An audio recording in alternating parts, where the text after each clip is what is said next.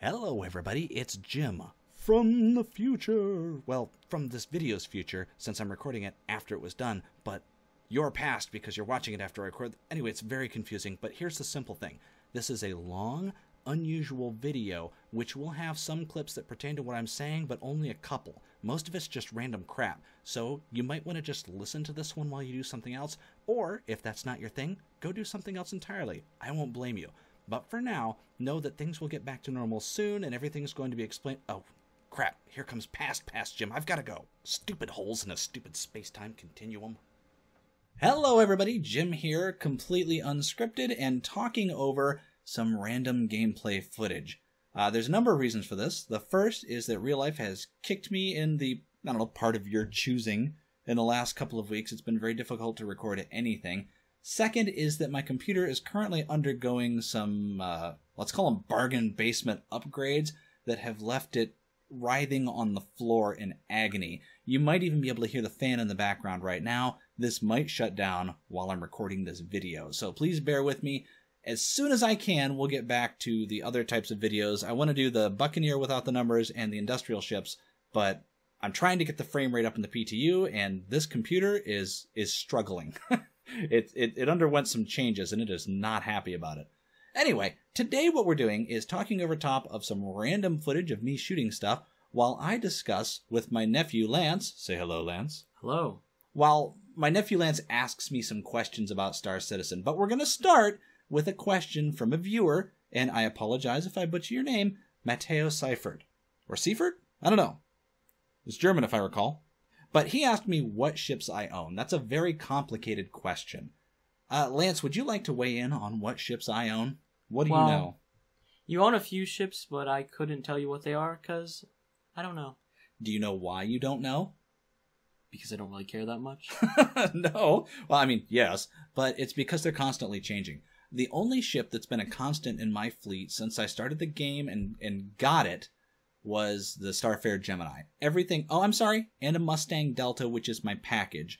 But everything else has been changing constantly because I want to test ships, and I don't have enough money to keep $500 in this account to test ships while I keep my fleet tucked away for me to use. So what I end up doing is liquefying every ship that I've got and then buying new ships to test as they come out. Good. So I don't really have a settled fleet, but I know that I want to have an industrial ship, I want to have a fighter, other than the Mustang Delta, and I want to have an exploration ship. What those are going to be, I don't know. But right now, it looks like the fighter might be a Buccaneer, and the exploration ship might be a 315P. And those will go along with my Starfarer, so I can get all different aspects of the gameplay in. And that's, that's important to me. When I play a game, I typically like to do a 100% completion, at least of the classes that I like. That seems like a hard thing to do with this game. It will be a very difficult thing to do with this game, but I'm going to try. And other things, obviously I can get new ships in-game. As the new model year comes out, I'm going to want to upgrade. But now, that's my answer, is I don't really have a set fleet, but I know what I want to have eventually. I'm just a little worried that the prices are going to go up and I'm not going to be able to get what I want. And I want them all with LTI. I have 3 Archimedes in reserve. Oh, and I want a racer too. It's going to be the Archimedes.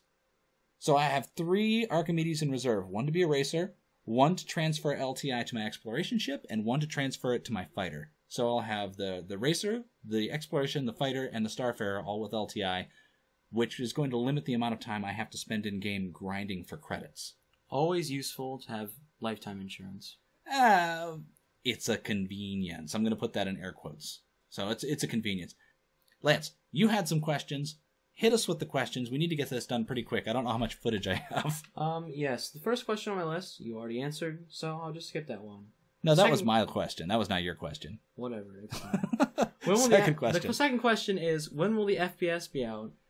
Because that's very important to me. I suck at flying spaceships.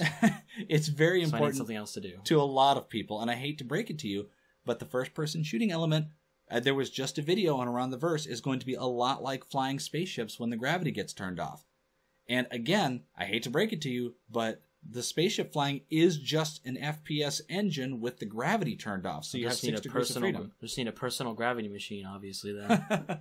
Well, they're going to have gravity machines and stuff, but if that gets turned off, you're going to be flying just like a spaceship. And the video they put up recently was really cool. But to answer your question, when will FPS be finished or be out?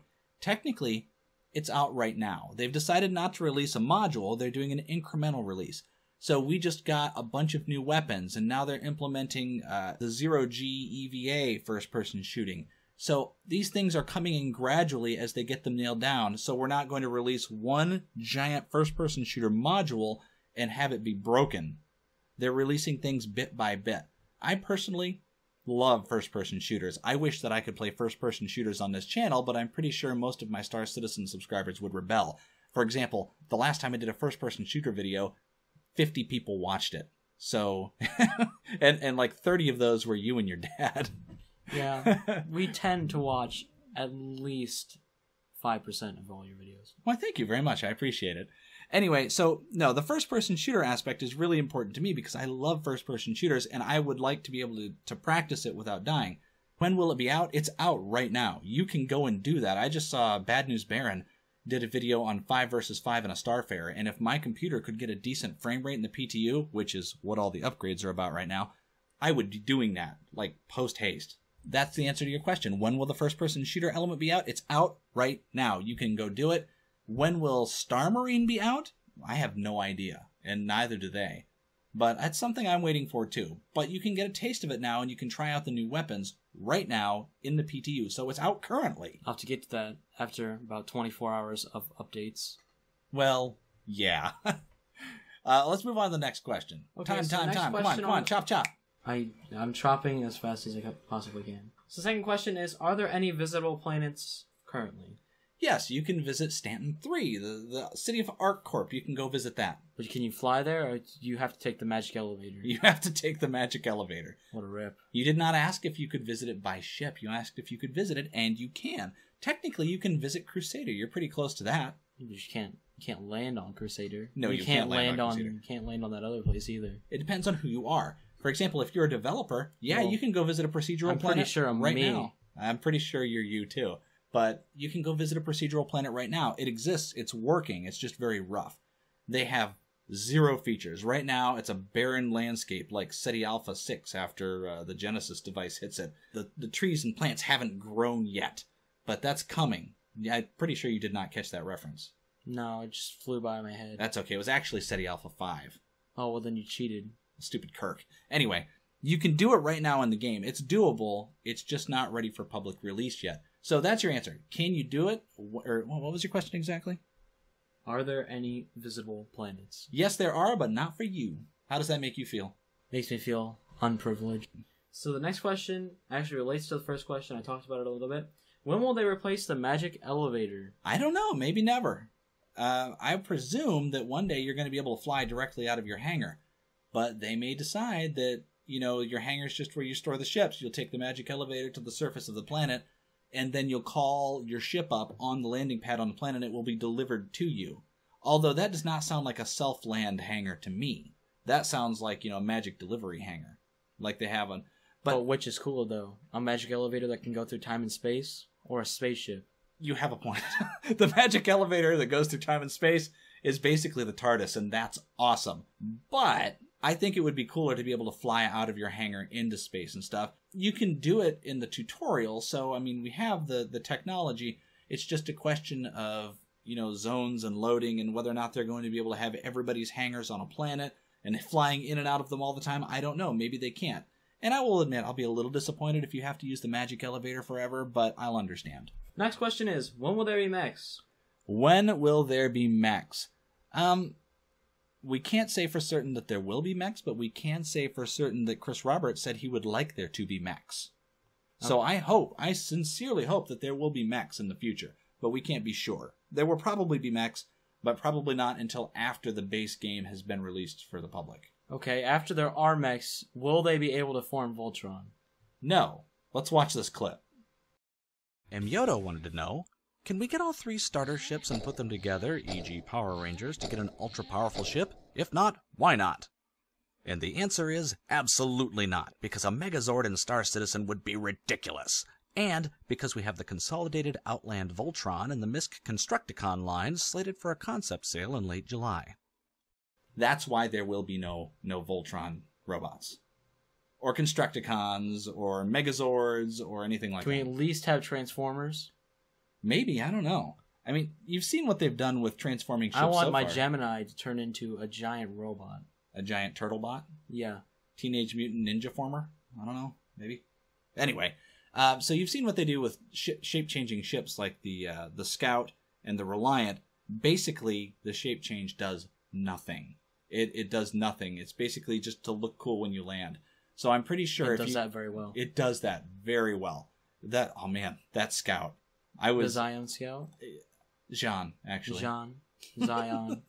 Alien pronunciations are very difficult. And also pronouncing pronunciations is also very difficult. You know, yesterday I was trying to say I would like an M&M and an anemone. That's really hard to say. I don't know why. We were watching That's like a tongue twist. We were watching Octonauts with my kids. I can't say anything anymore. And talking about candy. And my son wanted an M&M and an anemone. An M&M and an anemone. Yeah, try to say that 5 times. No. Yeah, anyway. Not you. The public out there. Yeah, anybody out there, go ahead. Say an M&M and an anemone 5 times. Or say you wouldn't give an M&M and an anemone enema to your worst enemy.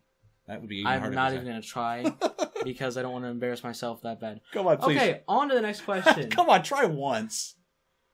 No. Okay, next question. We'll skip that. Why do people like to micromanage a video game? Because to me, that sounds like the most boring thing ever. Define micromanage. Like, I need to pay my bills, and like, I need to go make it myself a store and stuff. So why do people like life simulating in video games? Yeah, life already sucks. So that's why you go play a video game. And then you want to play life in your video game. Not the board game, by the way. I've thought about this, and I think I have an answer. I mean, this does not specifically apply to Star Citizen, but I have said in the past that I want to be able to own real estate and manage businesses when I can do that in real life. Why don't I just fly a stupid spaceship and shut up, right? Yeah, spaceships are good enough. I've thought about this about video games in the past. Games like The Sims and SimCity and SimAnt and anything else with I like all of those games. And anything else with Sim in the title. SimAnt was my favorite. I loved SimAnt. I remember you talking about that game, but I've never played it myself. Okay, get an emulator, play the game. It's delightful. That was the Emulators first... are illegal, by the way. Don't use emulators. Emulators are not illegal. Yes, they are. No, they're not. Do you own the game? I used to. That doesn't count anymore. I had it somewhere. But anyway, I've never emulated SimAnt. I played it on a cartridge on the Super Nintendo with the mouse that I got with Mario Paint. There's a mouse for the Super Nintendo? Yes, there's a mouse for the Super Nintendo. You would know that if you weren't an embryo. Anyway. I bet my dad probably has it in the basement right now. I'm sure he probably does. Your father has lots of video game stuff. Anyway, where were we? Oh, micromanaging in video games, doing the life simulator thing. Why would anybody want to do that? The answer for me, and this is some deep, soul-searching, psychological answer, is that you can manage a video game, but you can't necessarily manage everything in life. For example, if I want my character to interact with my boss in a video game, if my video game character flips him the bird and my video game character gets fired, it's not a big deal. So there is a certain element of escapism in that. You can do things that you would never do in real life in a video game, even if it's like a job simulator. But there's also the idea that I can manage every aspect of that. I can make it all line up neatly and I can make it do what I want. I can't do that in life either. You haven't had a job yet, but you'll understand when you do, or you cannot make everything line up in a row, like good little ducks. It's messy. And it's nice to have something that you can control and get an expected outcome with what you put into it. So why do I want to run, well, not a real estate business, but why do I want to run a used car lot in Star Citizen? Because I can be a zany cartoon boss. Because you already have a commercial for it, obviously. And I already have Crazy Crash Roberts discount discount ship shop. I could say an M&M and an anemone, but I can't say Crazy Crash Roberts discount ship shop, and I wrote it. Anyway, yeah, but I can run Crazy Crash Roberts discount ship shop. You can't do that in real life. And when somebody walks through the door, I'm like, hey there, guys, welcome to Crazy Crash Roberts Discount Ship Shop. Why don't you try this one on for size? It's stolen. You can't do that in real life. See, but you didn't say that, though. Well, No, I was trying to be at least a little bit subtle. That's why I put the giant red letters that said stolen and had the deep buttery voice guy say, stolen, when it popped up on the screen because I was being subtle. Oh, plus the cop who was trapped in the thing beating on the glass trying to get out while I did the speech. It was not subtle. I think it was pretty obvious. See, that was a good video, and we're totally going to show a clip. Next, we have a 2942 Avenger. This ship is hot. Stolen. Former police issue, freshly painted. Just a slight problem with the hydraulics in the prisoner containment unit. Don't mind that thumping and screeching sound. It's just a bit of rust on the rotors. Price to move at 5,000 credits. No, I might play the video without the sound so you can see what I'm talking about, but I can't do too much because this computer, seriously, it's going to die any second. It's been shutting down regularly. We need to move on to the next question. I should probably stop and save now. Okay, the next question is, what do you think about the Gladiator, and is it overpowered? Okay, this question, when you were saying it, I was thinking he hasn't flown the Gladiator for a while. This is true. I'm not sure about the durability. I haven't tested it for a long time because I've been in the PTU and the Evocati, and the person I test with, your father, has not made it into these things, so we've sort of been playing in different worlds. So you could always test with me. I could test with you, but you're not in the PTU or Evocati either, except you are right now, except my computer's broke. We'll fix it. I'm trying. Anyway, so is it overpowered right now? I don't know, but Lance, his father, and I, one evening, got together and played for like 2 hours with 2 people in a Super Hornet. There were 2 people in 2 Super Hornets and 1 person in the Gladiator, and the Gladiator, didn't matter who was flying, won every single time. Since then, you can only fire 2 missiles from the Gladiator at a time. Which is obviously not as fun, because no. The scariness of having your missile have 2 rows of missiles coming at you. Yeah, that was pretty cool looking. You can't fire all of your missiles at once anymore. They've nerfed the energy weapons, which is a good thing, because it is a bomber. The strength of the bomber lies in the missiles and the giant Shaquille O'Neal-sized torpedo in the bay that, you launch one of these and you take out a constellation. So I'm okay with not having a lot of guns because it doesn't maneuver very well and it's not very fast. It's not a good fighter anymore. But when you flew it, it was. And it rocked us every time in the Super Hornet. Here's another clip with no sound. No, I don't even know if I've got this. This is a new hard drive. I don't know if I've got all the videos. Well, you better. We'll just go get it off of YouTube. Maybe. I don't think that one ever got posted. Beside the point, no, I don't think it's overpowered anymore, but I haven't checked the durability lately, so it might be. Next question. Come on, before this thing dies. The next question is, how is the game going to be like Ready Player One? Ready Player One. For those of you who haven't read Ready Player One, if you read books, stop what you're doing, turn this video off if you've made this far. This video isn't even very good. And go read Ready Player One. That book is so much fun. It's 80s nostalgia and everything. Even I liked it. I didn't even grow up back then. Yeah, you weren't even alive during the 80s. You weren't even an embryo. 80s nostalgia all cram-packed into one book. Like, stuff, almost everything that I loved, and a crap ton of stuff that I didn't even know very well. There's a bunch of 70s video games in it, too.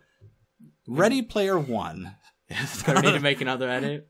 We need to clap again? Probably. Ready Player One is actually about a retired video game developer who comes out of hiding with this fantastic new simulation that lets you buy and sell fake spaceships, and it's got a lot in common with Star Citizen, except much more advanced. So imagine if you could live inside of the Star Citizen simulation and make all of your money in there, and then take that money and use it to buy food. Yeah, it's like Star Citizen on steroids. It's like with the Vive. With the Vive. It's like if Star Citizen became the internet and everybody used it. So it would be sort of like that. Public schools would be in Star Citizen. Everything would be in Star Citizen. Then it would be Ready Player One. How much is Star Citizen actually going to be like Ready Player One? A little. Okay, next question. Time's up. So the next question is, will you go on a beta camping adventure? Define beta camping adventure. Not a beta fish. Like those beta fish at Walmart? No, not those. Okay, a Mustang beta adventure. You don't want me to go camping in the Star Citizen beta. You want me to take a Mustang beta and go camping. Yes. What, do I just fly it down and park on a planet overnight? No, you go around in space, and you go on an adventure, and you camp in the ship. So basically, a tent made out of blankets and stuff? I don't know if that functionality will be implemented It ever. should, though. But you don't need a tent. You've got a You've got a little camp stove. You've got a microwave. You've got a refrigerator. You've got food storage. You've got a bathroom. You've got a couch. You've got a computer. You've got a bed. Why would I make Okay, I would still make the fort out of blankets. It's fun. Okay, yeah. I would make a blanket fort. Maybe I can buy like a prefabricated blanket fort to put on the planet that I land on. Yeah. If Chris Roberts, if you're watching this video, implement that as soon as possible. I'm sure he watches all of my videos. I'm sure he does. That's how you got VIP. Yeah, that's what it was. Anyway, yeah, I'm probably not going to do that. Because it probably won't be possible. But you should, though. If they make it possible, if you can actually go camping, I will go camping, but you have to come with me. Okay, I will. All right. What's the last question on the list? Last question is, will the Gemini always be your favorite ship, or will it be beaten out by something a little bit better? Okay, will the Gemini always be my favorite ship? I will always love the Gemini. It is a fantastic ship. I love the concept. I love, so far, the implementation, except for that stupid windshield. Everything else, though, is, exactly what I hoped it would be. They nailed it. It's a turtle with wings. It is exactly what I wanted to be. A snapping turtle with wings. Except for that windshield. And, of course, the turret functionality overall is not what it should be. But except for those two things, I think it's perfect. It could be a little sturdier, maybe, because I feel like... the shields are kind of wimpy. Well, I feel like if you got, like, 2 people in Super Hornets blasting away at you and launching missiles, you have to choose, as soon as you're attacked, do I try to fight or do I run for the escape pods? There's no, let's try to fight, and then maybe we'll do a Star Trek thing where I lean on the chair and everybody rocks for a little bit, and then we say, okay, run to the escape pods. We're obviously not going to get away from this. Because you're already dead. Yeah, it's going to be fight or run right now. You don't have time to think. You just have to do one. So obviously you're just going to run to the escape pods because you don't want to die. Because you can't escape. If you die, you lose the shit. You lose the what? You lose the ship anyways. Okay. I'm telling your dad. You said a bad word. He's probably going to watch this video anyways. Yeah, probably.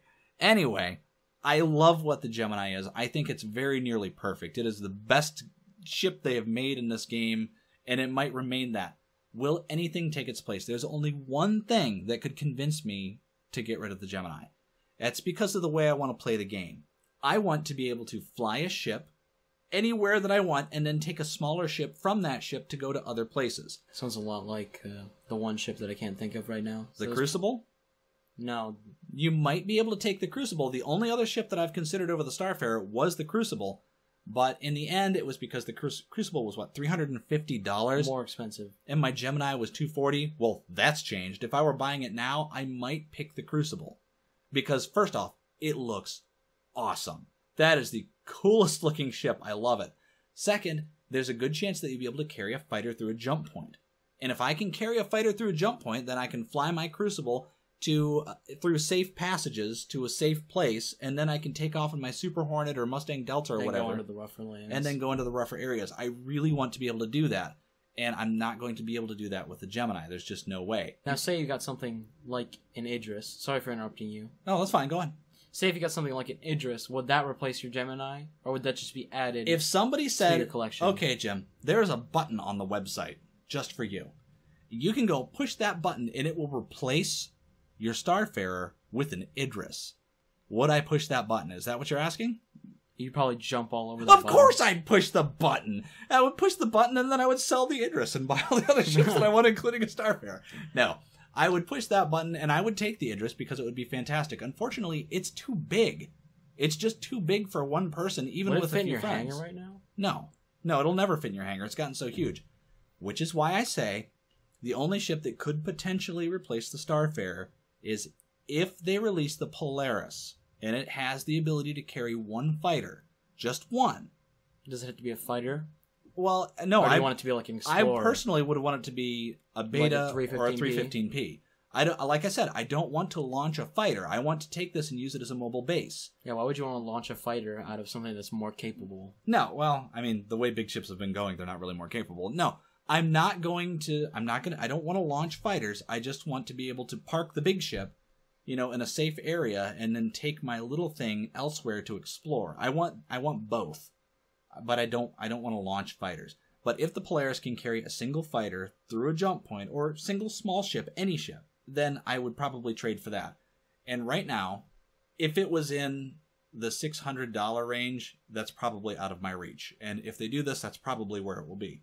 or it'll be a limited sale and I won't be able to get it. Oh, you'll probably purchase it in-game anyways eventually. If you yeah, ever get the money. Eventually I would do that. But no, it's going to be probably going to be a limited release, and it's going to be very expensive, or they're going to mix it in with a package and put the price up over $1,000, and that's just not possible for me. But if it were, say, $500... You have to think about it. I mean, in the unlikely event that happened, yeah, I would probably make the switch. And I would desperately miss my Starfarer because I love that ship. Well, you could always get it back eventually. Yeah, there might be some buyer's remorse. But yeah, I would probably sell everything and trade up to a ship that was capable of carrying a single fighter, because that to me is more important than the fuel generation, is the ability to make money. No, you won't make money with it. The fuel thing. You can also use. If I want to make money, it's going to be the fuel thing. No, I want to be able to park my big ship and fly away from it without having NPCs flying along behind me. Because, whenever somebody goes somewhere and they need to take their geo-tracker with them, they always pay somebody to drive along behind them on the highway instead of towing it. I could take a tow hitch. Yeah, I want an optional... I want an optional fuel nozzle replacement, the optional hillbilly tow hitch. I got enough hillbillies in my ancestry. That works. Maybe I can get some giant, dangly, Reliant engines to hang from the back. I'll be classy. Oh, yeah, very classy. It'll be the classiest Starfarer ever. Anyway, we are at 30 minutes, and I can only cut a few minutes out of this, so we have to bring it to a close. Thanks to everybody very much for watching. I'm sorry about the quality of the video. As soon as I get my computer fixed, you'll get better stuff. I'm going to go right back to without the numbers, post haste. Life has been kicking me in the giant dangly Reliant engines repeatedly this month, so things have been rough. But we're going to get back to it. I hope you enjoyed this one. This is maybe something you want to listen to while you're doing something else instead of watching. It's like a podcast. It's more like a podcast. With some stupid clips, yeah. Thanks very much for watching. I've been getting a lot of subscribers lately. I really appreciate every single one of you. And I promise you I will get back to regular videos as soon as my computer is functional. Which will be never. I'll see you next time.